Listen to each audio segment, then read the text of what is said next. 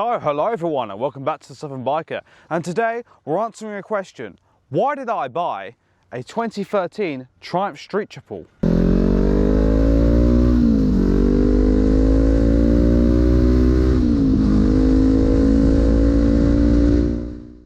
So hello everyone, for those who don't know me, I'm Tommy, and since September last year I've been the proud owner of this. This is Gilbert, my 2013 Triumph Street Triple 675R.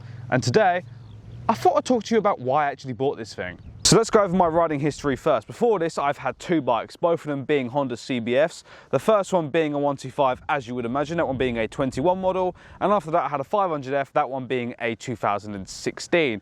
And you know, they were fun bikes. They were both a bit small though. I'm not exactly sure. The 500 especially was lowered, which I didn't know when I bought it. I also didn't know for the first year I rode it around with handlebar risers on. So that made it feel even less sporty than it actually was. But both of those bikes were fun, they were enjoyable, they were, you know, good stepping stones, good bikes to learn on. I knew when I got something else or got my next bike, I was gonna want something, you know, more aggressive, a bit more sporty. So you may be wondering, why didn't I just get a sports bike? Insurance. It's the insurance. I'm pretty sure if you're under 24, which means obviously you can't do your DAS, as soon as you put sports bike on your policy, they just bump the price up. That 500F I had was about £1,000 a year for the first policy, and that was third party fire and theft, only 4,000 miles on it, no commuting, etc, etc. A year into that, I decided to swap the quote for a CB500R, which is literally, for those who don't know, if you're not into bikes or perhaps you're new to bikes, literally the same frame, probably a slightly different subframe, same engine, same power, and some clip-on bars, and obviously it gets the full fairing kit. Extra £1,000 a year. In fact, I think it was actually an extra £1,200 a year, even though I then had another year's no claims, a full year on my A2 license. Yeah, it's just not great, and it still wasn't great when I was doing insurance quotes when I got my A. In fact, when I got this, I had to get a whole new policy taken out because they wouldn't upgrade it. So that completely wrote off sports bikes for me as my A option. However, this is pretty close, because this, I'm going to say, is pretty much as close as you're going to get to a sports bike without actually having a sports bike, because it's just essentially a slightly detuned Daytona without the full fairing and some slightly different handlebars. If you don't know what a Daytona is, it is basically Triumph's sports bike with the same engine as this, producing, I think it's about 115-ish horsepower, so it's about 10 more than this. I have ridden one of those.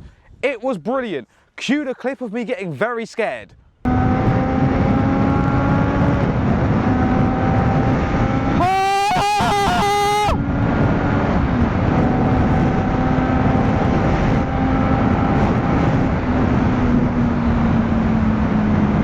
Yeah, that thing was incredible and quite terrifying, but it was just such a different experience from anything I'd ridden up until that point. Obviously, I'd ridden a single and a twin. You know, this was a triple. It revved higher, it revved faster, the power delivery was insane, the engine was screaming at you, the bloody lights on the dash that light up as you hit the rev limiter to change gear. It was just a thrill. It was absolutely insane, and I loved it. That bike stayed in my mind for a while, and then as soon as it came to thinking what I wanted next, I knew I wanted something that gave me a bit of that experience. So I knew I was going to have to get a triple or an inline four, you know, something that screamed at me. Obviously, I know an inline four is a bit different to a triple. A triple, the power bands, obviously, you know, a bit more smoother, the torque bands, you know, better. But I also rode in CB 650F that day, and that was still pretty good. The screaming was great. So, you know, knew I wanted something screaming, knew I wanted something crazy, and I knew it had to be a triple or an inline four. So knowing that a sports bike basically wasn't going to be an option for me, I knew I was going to have to get another naked bike. I didn't want an adventure bike, I didn't want a tourer, I didn't want something classic, I didn't want a Harley or an Indian, and as much as I kind of wanted a supermoto, because I thought, oh, that'd be great, that'd be a laugh, and I think my friends were talking about getting one, it wasn't actually what I really was going to want long term. So naked bike it was, and I had a budget of about, I don't know, I was sort of teetering between 5 and 6.5. I didn't really know what I actually was setting myself because I didn't know what I wanted. If I wanted something and I could justify the price for it, I might have gone more than this. But this, This was £4,990 from an actual Triumph dealer. They had it in their showroom, which is bizarre considering the guy that actually sold me this said they usually don't have anything over, I think it was like 8 or 10 years old. This was over that, not by much, but it was still over. And you know what?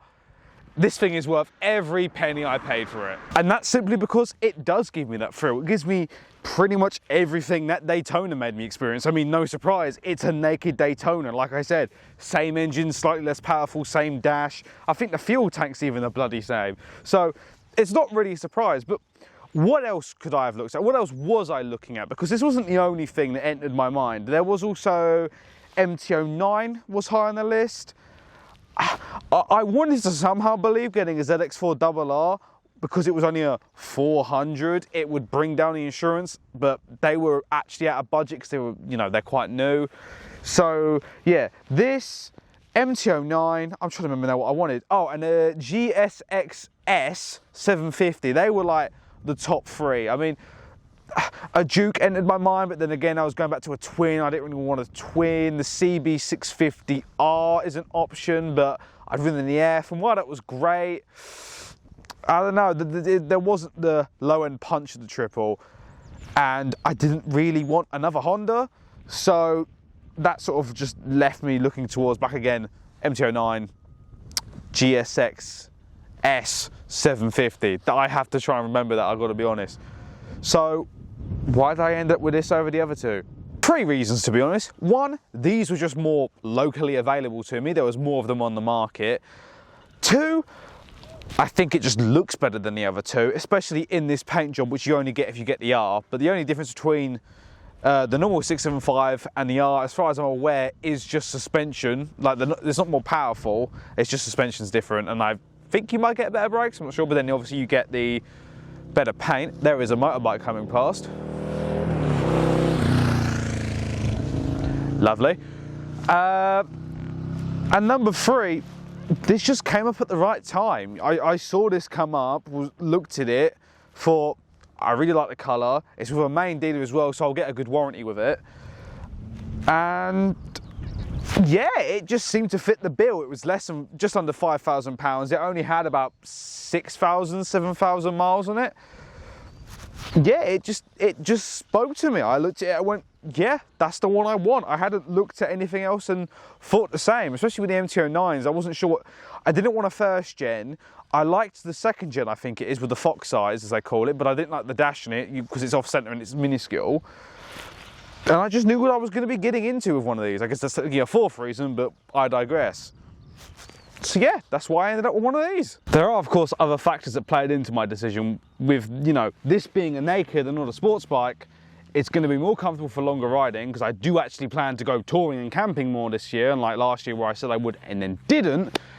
And, you know, going more into that with a naked over a sports bike, because this also applies to the MT-09 and the Suzuki I was looking at, I can fit luggage to it. I mean, this already comes with a top box rack. I know some people might think it's weird to have that on a street triple, but it's not as bad as the Shab one on the Honda where it's stuck out massively and might as well been like one of those crazy, stupid big spoilers you see on cars that make no sense.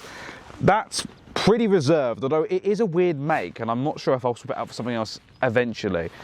But yeah, it just fits the bill really, doesn't it? It looks good, sounds good, rides good, and it fits me better as well because it is a taller bike, unlike my my previous 500F.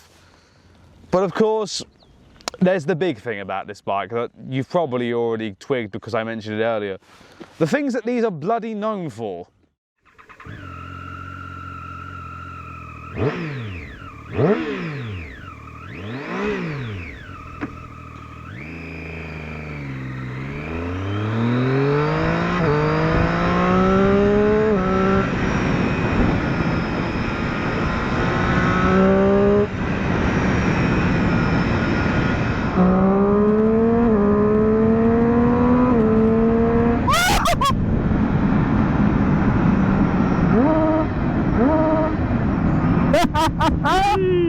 It's that noise.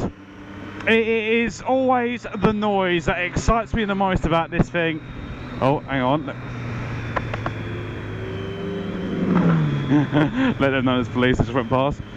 But yeah, let's be honest. If you are into bikes, even if you know only a few bike models and have looked into things to get, if you have seen a review on one of these, it's one of the things everyone talks about. These engines are brilliant, not only for the way they perform, but the way they sound. It is such a theatre of performance and horsepower, as Jeremy Clarkson would probably say, something like that. You know, it whines, it like growls at you, it burbles, it does everything. Whew.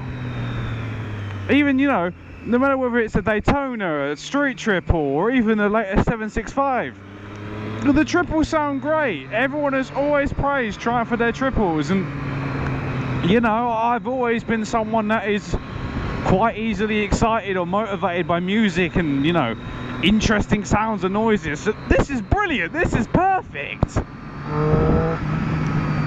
Honestly, it's my most favourite thing about this bike, probably, other than the looks. The sounds and the looks just go together as a complete package for this. Obviously the handling is great, the way it feels in the corners is wonderful.